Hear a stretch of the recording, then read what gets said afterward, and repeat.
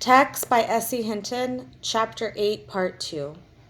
Hey, I said. He must be hurt. I doubt that Jamie heard me. The guy who had knocked Mason down was being taken out of the game, boos and cheers following him. I looked over to where Pop was sitting with Ernie Driscoll's father. He was pushing through the crowd, going to the locker room. Come on, I grabbed Jamie's wrist. I want to see how he is. You go. I've got a brother in this game too, you know. I didn't like leaving her there in that screaming mob, but on second thought, she could hold her own pretty well. I shoved my way off the bleachers and ran to the locker room. It's not serious, the doctor was saying. Then I can go back in, Mason said. His arm was in a sling. Pop watched him worriedly. Suddenly, I remembered when I busted 5 ribs in a junior rodeo. Pop had been nice, concerned, but not real worried. Of course, my memory could be wrong. It's pretty good, though, mostly. But he always had worried about Mason more.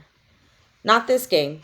A lot of good you'd be with your right arm messed up, Pop said roughly. Mason shrugged. My left is just as good. Mason is ambidextrous. That means he can use either his right or left hand. For some reason, when I was little, I thought that meant he was part water lizard. Don't ask me why. You're out of this game all right, the doctor said. You're lucky you're not out of the season. Just the thought of it made Mason flinch, and to hide it, he said, Hey, Tex, want to trade clothes with me and go shoot a few baskets? Sure, I said. Got another basketball player in the family? The doctor asked. If we do, I didn't know about it, Pop said. Well, maybe you ought to take the time to find out, Mason snapped.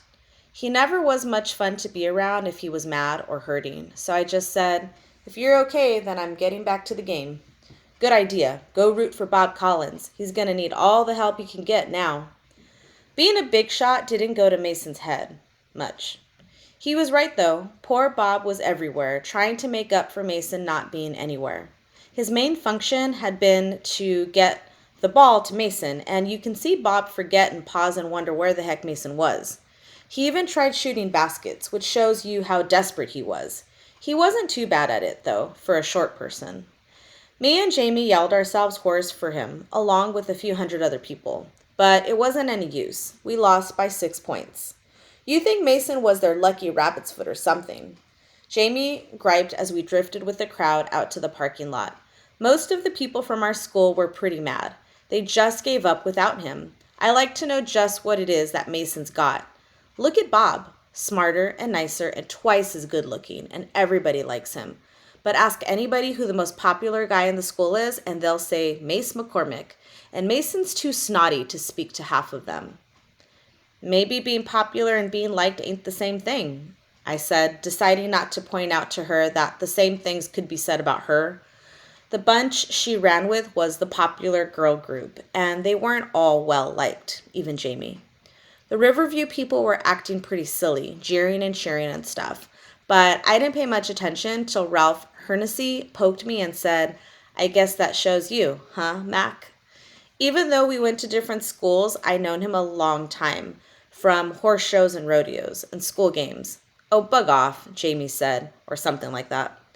Now, I wasn't in the best mood I've ever been in. I probably wasn't as bad off as some of us were, judging from looks on faces. But losing the game and knowing we only lost because they put a hit man on Mason hadn't exactly made me cheerful. Ralph looked at Jamie. I never thought you was any judge of horses, Tex, and you sure ain't any judge of a... I belted him so quick I didn't realize that what I was doing till after it was done, and Ralph was sitting on the ground spitting out a tooth. Somebody shoved me in the back. What's the matter? Sore loser? I whirled around, but the shover took off and disappeared in the crowd. I turned back to Ralph. He was crawling around frantically, looking for his tooth. That was my false tooth, damn it! Ain't you a little young for false teeth? I asked, dumbfounded. I knocked the real one out last year at a rodeo. My mom will kill me. It cost a fortune. I squatted down beside him, licking the blood off my skinned knuckles. Huh. Can you put it back in if you find it? I think so. I looked around for it for a second till Jamie poked me with her foot and said, I think we're going to get to see a riot. All around us, people were shoving each other, or already into fights. I jumped up and grabbed Jamie's wrist, dragging her through the crowd. Wait, I want to see what's going to happen. I blocked a punch somebody threw at me and speeded up. Sweet stuff, I told her. If you want to watch a riot, watch it on TV. If you're there, you're in it. I opened the door to the pickup and shoved her in. You could hear the police sirens coming. I didn't particularly want to renew my acquaintance with the town cops, so I laid a little rubber getting out of the parking lot. Jamie twisted around on her knees to look out the cab window. I wanted to know what was going to happen. I slapped her on the bottom, and she turned back around and slid down onto the seat.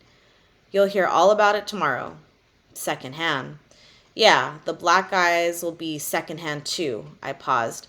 What time you supposed to meet Johnny and Bob? In an hour, at the car wash. We've got time to get a Coke or something. I followed the highway to the gravel pit road and turned off. After a mile or so, I pulled the truck over and switched off the lights. They sell Cokes around here? Jamie asked mildly. In the cold starlight, her eyes glittered like a cat's. You had a Coke at the game, and I ain't thirsty, I said. I put my arm around her. I had been thinking about this for a long time. I kissed her, soft, so not to spook her, but it wasn't any rink-a-dinky Mickey Mouse kiss. After the first one, I wasn't fooling. I loved her so much it seemed like she was part of me, or should be, or there was a way for her to be. Stop it. My heart was thumping in my ears so hard I barely heard her. She was wiggling in my arms like a landed bass. She got her hands on my chest and shoved. I let go, trembling from trying not to crush her. I couldn't tell how much time had passed, minutes or hours. What's wrong? I asked, when I could get my breath. She tugged her sweatshirt down. I'm not ready for this. I mean it. I stared at her, completely mixed up. Looking at her without touching her was almost a real physical pain. She must know how I feel, I thought. She wouldn't be that mean to me. I reached for her again. I mean it, Texas, she warned. Man, that hurt me. I just didn't get it. I slid back to my side of the truck, gripping the steering wheel so hard my knuckles turned white.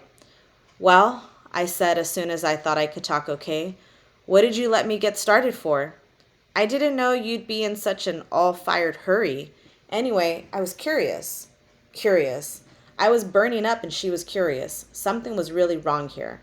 I hate it when Cole is right, Jamie said suddenly. What's Cole got to do with this? I asked tiredly, resting my head against the steering wheel. He said I was too young to start dating. I mean, dating even. We haven't even gone to the movies yet. Okay, we can go to a movie. The last thing I wanted to do was go to a movie. I'd just be waiting for it to get over with so we could come here and make out. Jamie, I love you. Look, Tex, I love you too. She certainly sounded matter-of-fact about it. Right now, I think you're the only boy I'll ever feel this way about, but then I'm probably wrong about that. But even if you are, look, my life is complicated enough right now. Sometimes I think I hate everybody, and sometimes I think I love everybody, and sometimes I'm mean and hateful to people, like Johnny or Bob, just to see if I can hurt them. But I love them, and I'm sorry, after.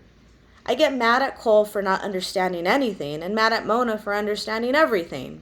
A lot of times I can't stand the way I act. I mean, I know people think I'm a bitch, and then I think if people don't like the way I act, they can go jump in the lake. Then I worry that nobody likes me. See?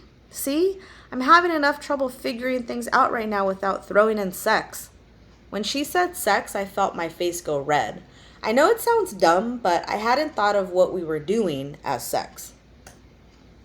I guess you don't love me as much as I love you, I said. You turn pitiful on me, and I won't love you a bit. I laughed a little, even though I felt like spanking her.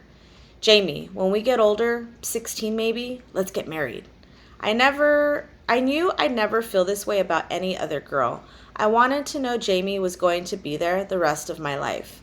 I can see me marrying you, Jamie said slowly. Yeah? Yeah, when I'm 18 or 19 and scared of the way things are changing, the way people are going off in different directions, and the simple life looks romantic, a good way to keep everything the same. Yeah, I can see me marrying you. It'd last about a year. If she'd thrown a bucket of cold water over me, it wouldn't have done a better job of cooling me off. I was even shivering a little bit as I started the pickup. All the feeling had been wrung out of me.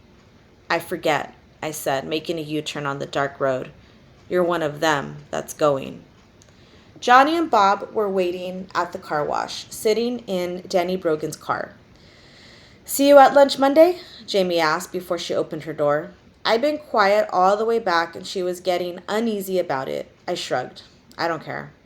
I did, though. I really did. Well, neither do I. She jumped out of the truck and slammed the door so hard it cracked the window right down the middle. I just looked at it. I'd seen Mason do the same thing twice before. Bob took off in a big hurry. I guess he was late for a date. I just sat there, watching people drive up and down, talking to whoever pulled over and got in the truck with them. Everybody hung out at the car wash on Saturday night, sitting on their cars, driving by, looking for booze or dope or just company. I was just out for some company. You could pick up girls there too, but if I couldn't have Jamie, I didn't want anybody.